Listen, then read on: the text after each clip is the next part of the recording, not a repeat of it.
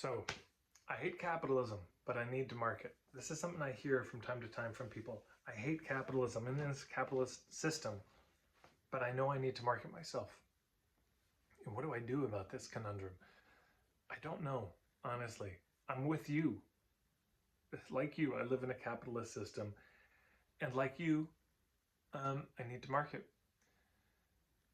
But for what it's worth, I'll share my thoughts. First of all, I think it's useful to make distinctions about there are different kinds of capitalism.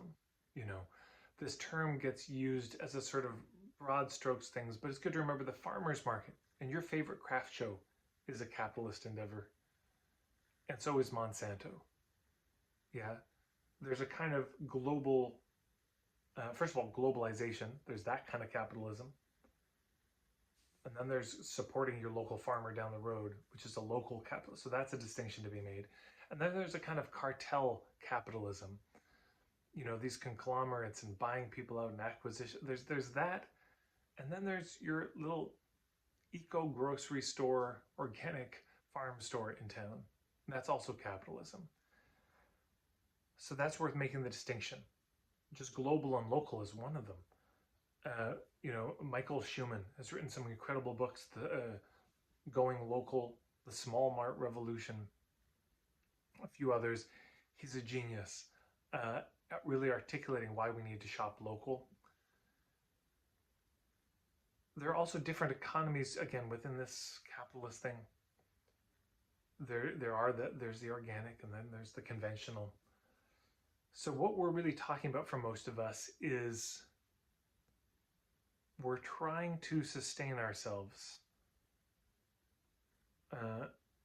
in this economy that uses money. When in any traditional society, there wouldn't be, in most traditional societies, there wouldn't be a need for almost any of our businesses. And wouldn't that be nice? But if you were a healer, you wouldn't be paid for it. There'd be a gift economy, an exchanging of gifts of people, everyone taking care of each other. Although it's worth noting that in traditional cultures, people still got paid. Elders were still paid, healers were still paid. It just wasn't money. People would bring chickens. There would be gifts, given. One elder I talked to, she said, if somebody wants teachings and they bring tobacco and they're sincere, I'll teach, but I can't eat tobacco. And so a couple of elders in the Cree community I know in Edmonton, they said, boy, when they were learning from elders, they spent a lot of money on gifts for those elders. Horses, cars, tobacco, blankets. There was a lot that went into it. So we can also be sort of naive that everyone was just, on the take. We're just giving willy-nilly, and of course there was more intention to it. So what do we do? Well, it's not on me to dictate how people do this and how people come to it and make their peace with it. I think this has to be translated to everybody's situation. A few thoughts occur to me though. One, working on the food self-sufficiency thing, probably a good idea. Getting land, buying property that you can share with people, that's probably a good idea too. Why? Just because it takes the edge off. There's a book, I can't remember the author's name, called Plenitude. There's a woman, Laura Oldany, who just wrote a book, and the name of it is eluding me, but Laura Oldany, Oldanie. So we can just be looking at, there are other ways to get our needs met beyond money.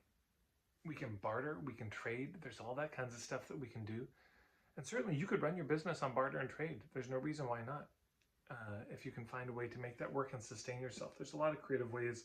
You can do pay what you can. All my live workshops for 20 years have been pay what you can. You can do that. You can also reduce your expenses. You live in a smaller place and your expenses are low, so you don't need as much. Maybe you don't have a car because you can just walk or bike everywhere, and you really decide to live locally, just be where you are. That's a way that you can do it. it is tough because we do live in this machine, don't we? Capitalism is a part of it, but let's be clear. Socialism, communism is a machine too. There's the old Polish proverb, under capitalism, it is man against man. Under communism, the reverse is true. You know. So let's also maybe understand that this is a much bigger issue than capitalism. I mean, feudalism had its problems. The divine right of kings wasn't capitalist, and that had its problems, and some of the same ones, in that power keeps concentrating in fewer and fewer hands until it doesn't anymore, usually some kind of revolution and eruption. So what do we do about it? I don't know. This is one of the deep, age-old human quandaries, the concentration of power. And what's the right balance? Yeah. How do we deal with power in communities? I mean, you can build a whole culture based on people willing to grapple with that question, and many have, coming up with their own indigenous solutions, meaning solutions rooted to those places and those times. So I think part of it is, there's three things going on. One, we're trying to dismantle this system, which is destroying the earth. Number two, we're trying to build a new alternative as we go. Three, we're trying to sustain ourselves in the meantime. Those are three very difficult things. And some of us are going to have the role of being providers. We're not going to be the ones taking down the system. Some of them, all we can do is maintain and sustain ourselves in the face of this. And my hat off to you for even being able to make it this far, some of you, in a system like this. So not everybody can do everything. So that's part of what we can do, is if we're the ones making some money and sustaining ourselves, we can give some money to the people who are building alternatives and helping take down the machine. We can support them if we can't be the ones to do it. There's a lot of work that needs to be done. We need people stopping the machine. And we need people building alternatives. And we need people working on the shifting consciousness piece. So it's okay to be in one of those and not all of those as we work to sustain ourselves. I mean, Joanna Macy has that three elements of the Great Turning. The holding actions, trying to stop the juggernaut. The alternatives, you know, permaculture and environmental cloth bags, alternatives, that kind of thing. And then third, working to shift consciousness, decolonize, heal. And maybe in the center, there's us trying to sustain ourselves in the midst of all of this. Most of us will lean towards one of those three. So let's not make that one the religion of the real work and the right thing to do and everything else is fake. We can all work together. And if the way we're sustaining ourselves is having a business, well, I've got a lot of other videos about this, about how do we make marketing feel good, the ethical side of marketing. If you go to marketingforhippies.com/steps, go to step number 1, the ethics, and you'll see a lot of videos and a lot of content about that. I don't think that marketing is the enemy of humanity. I think it has a chance to be one of the highest incarnations of humanity, where we do the honorable work of feeding ourselves and feeding the world and doing it in a way that maintains goodwill. This is a very deeply human something. And I get it. The Federal Reserve is the devil. I'm with you. Jekyll Island, the whole thing. The, interest charged on money and the banking system can go straight to hell. All of this.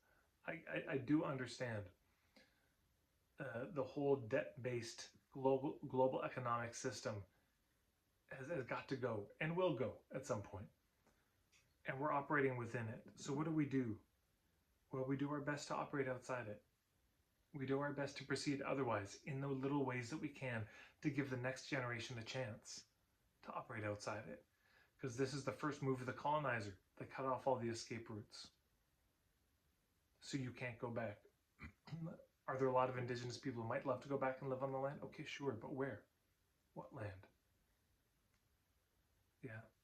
With what skills? Because that was cut off too. And in what language? Because their traditional languages were cut off in the ceremonies and culture. So the going back, a lot of white people I know want to go back to Europe, decolonize.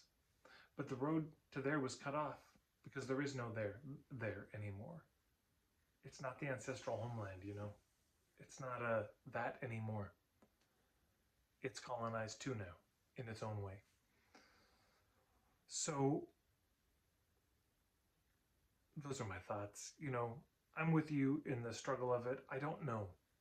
I just know that I believe there's a way to market that is ethical and effective, that we don't have to choose between the two, and that we desperately need people who are good at this marketing thing, because most of the alternatives we need exist.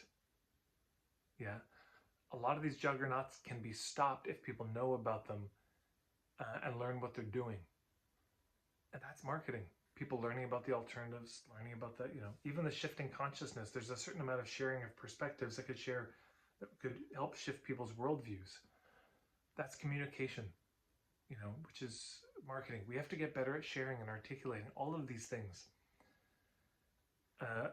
And so that we can help each other too, because we're always going to be a little hopeless at marketing our business, but if we're better at communicating and articulating, we can help our friends with their things.